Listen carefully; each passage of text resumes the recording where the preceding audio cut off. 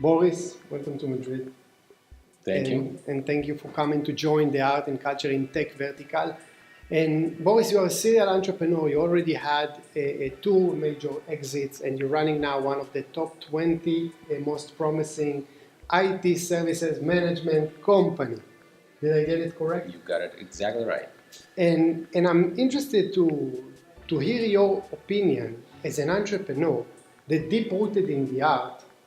What is the influence of art on entrepreneurship?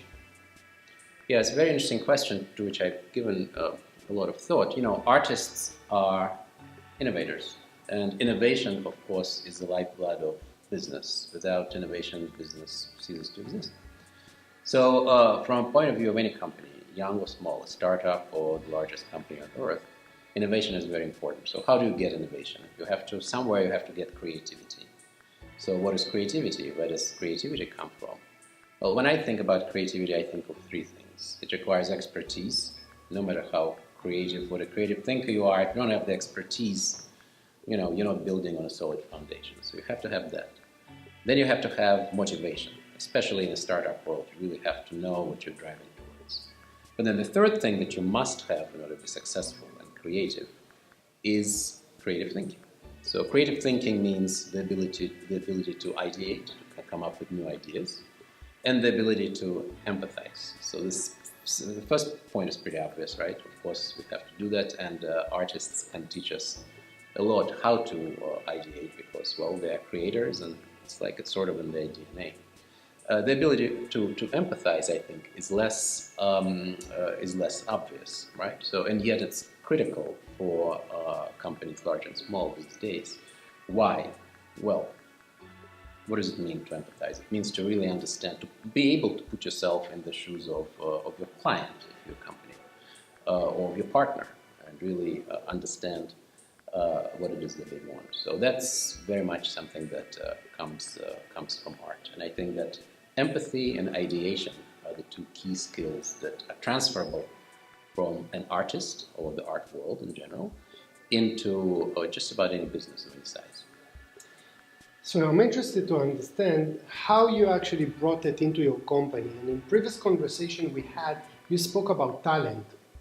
And in a way, you do what the business world, you do the opposite to the business world. If the business world out-select the creative people in the bottom, you actually choose them in the bottom in order to have them along the way in your company. Can you elaborate on this? That's exactly right. And we are fortunate as founders of our own businesses to be able to set the company's DNA from the start. It's much harder to do later on. Companies do try, the bigger companies. But in the case of a startup, you can really set it from the start. And if you, like me, believe that art has to be in that DNA because it fosters creativity, it fosters innovation, then you actually have that rare and valuable opportunity to set that from the start. So hiring practices, team building practices more general, if they incorporate art, then they will get the DNA of the company into a more creative spot. So with my most recent company that I started 7 years ago now, and which subsequently had been acquired by Christie's Collectrium, that's exactly what we did. So, for instance, the CTO of Collectrium is a theater person. So he's a classically trained actor who's very active in the New York City theater scene, who has his own ideas about how to bring technology into that scene. So not only is he CTO of Collectrium, but he also is an artist, technology entrepreneur himself.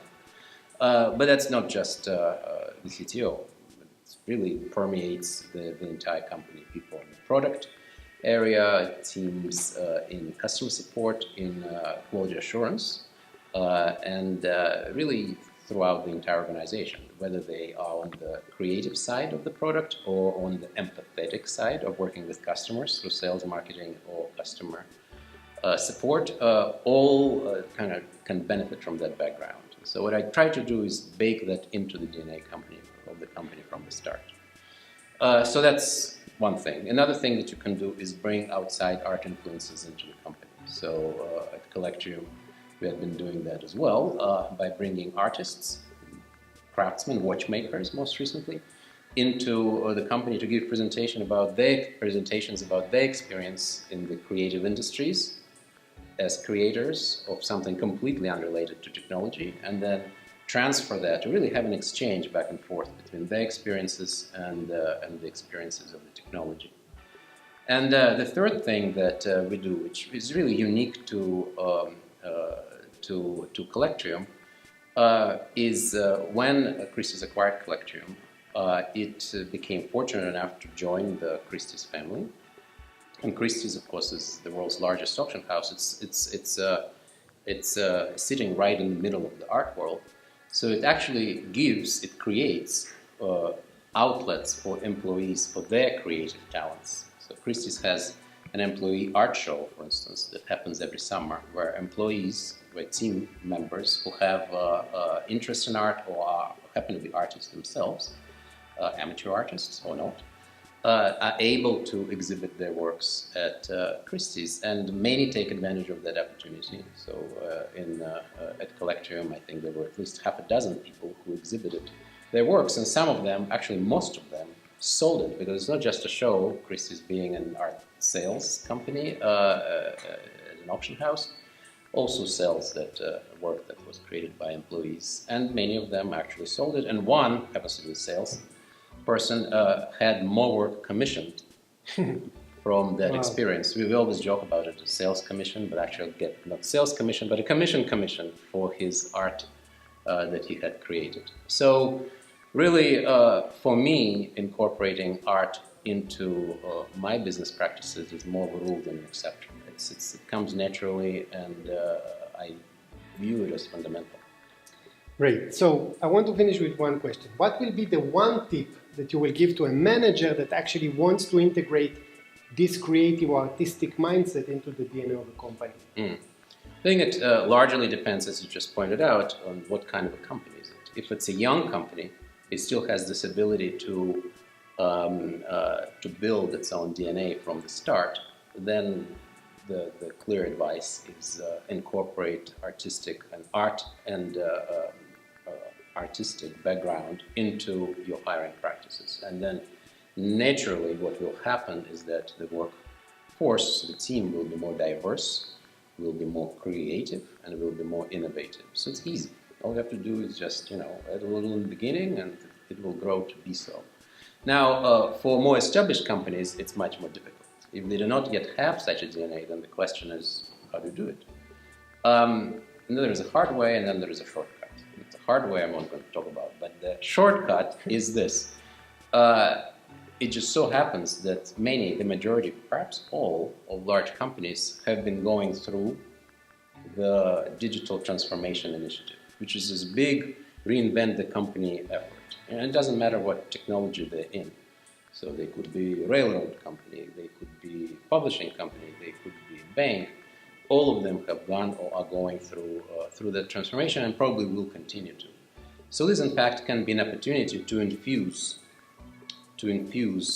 art, creative thinking, innovation in this key junction, because who knows when the next transformation is going to come through. We're just going through this transformation wave now. And in fact, I like the idea so much that my other company, Lontra, that you mentioned at the beginning, thank you for that, is incorporating this idea into its practice of IT management, which is business management of IT, to bring this notion, the creative thinking that comes from the art industry, into corporate America. Great, Boris. Thank you very much. Thank you. For being here, for sharing these tips, advices, and insights on the world of art in the world of entrepreneurship. Thank you, Nir. Right.